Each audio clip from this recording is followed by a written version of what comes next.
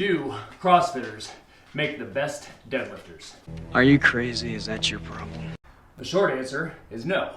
However, there's one thing that CrossFitters tend to get pretty darn good at with their deadlift, and we might be able to learn something about the deadlift from that process.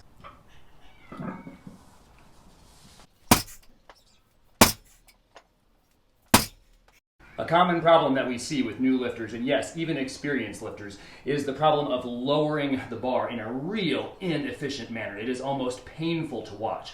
What we want to do with the deadlift, lowering the deadlift should be the easiest thing in the world, but very often it's not. What we want to do is lower the deadlift pretty darn quickly in a nice, straight, vertical line so that it lands right over the middle of the foot. In other words, right where we pulled the previous rep from. However, in a misguided attempt, whether consciously or subconsciously, to keep your torso, to keep your back angle vertical, people will often make this process very, very difficult.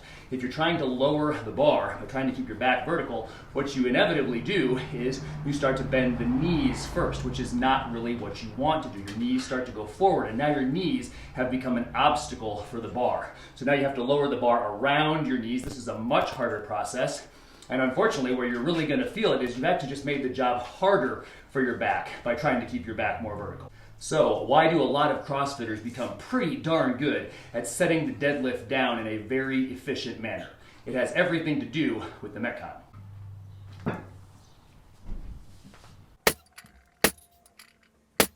So what's so great about the Metcon? Well, in terms of encouraging good, solid deadlift technique, not a lot. But if you've got 50 deadlifts, let's say in a Metcon, you're doing this for time. Maybe the weight is 225, maybe it's 315, doesn't really matter. Maybe the reps are broken up, maybe it's just one set of 50. Again, it doesn't really matter.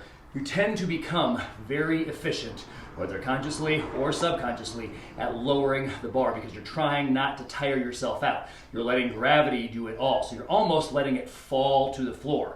Now, you're not actually going to let the deadlift fall to the floor, but when you're in a hurry, you tend to do a pretty good job of letting gravity do the work for you and just staying out of the way of the bar. So what we very often do, what we very often see when people are doing Metcons, is they do a real good job of getting their hips back, keeping their knees out of the way, and just pretty much bending mostly at the waist, mostly at the hips, to set the bar down. And that's exactly what we want. Now, we don't want you bouncing the bar off the floor. We want you getting set, nice, tight, having a nice flat back, pushing the floor away for your next rep. So we're not talking about the other aspects of deadlifting during a Metcon, but in terms of lowering the bar, you can learn a good thing or two from watching, a pretty decent CrossFitter do the Metcon. So we can learn something from this process. So what's the takeaway here? How should we look at lowering the deadlift?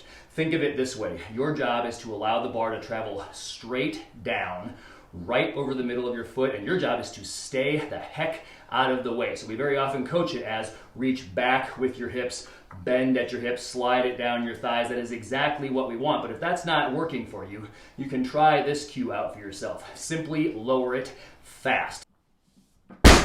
Set it down as fast as you can. Don't drop the bar, don't destroy your platform, but you can set a deadlift down fast. Heavy deadlifts are set down fast. So set it down fast, just bow to the floor, keep your knees out of the way, let gravity do the work for you. You'll do a great job of setting the bar down right over the middle of your foot. Hope this helps you get stronger and live better.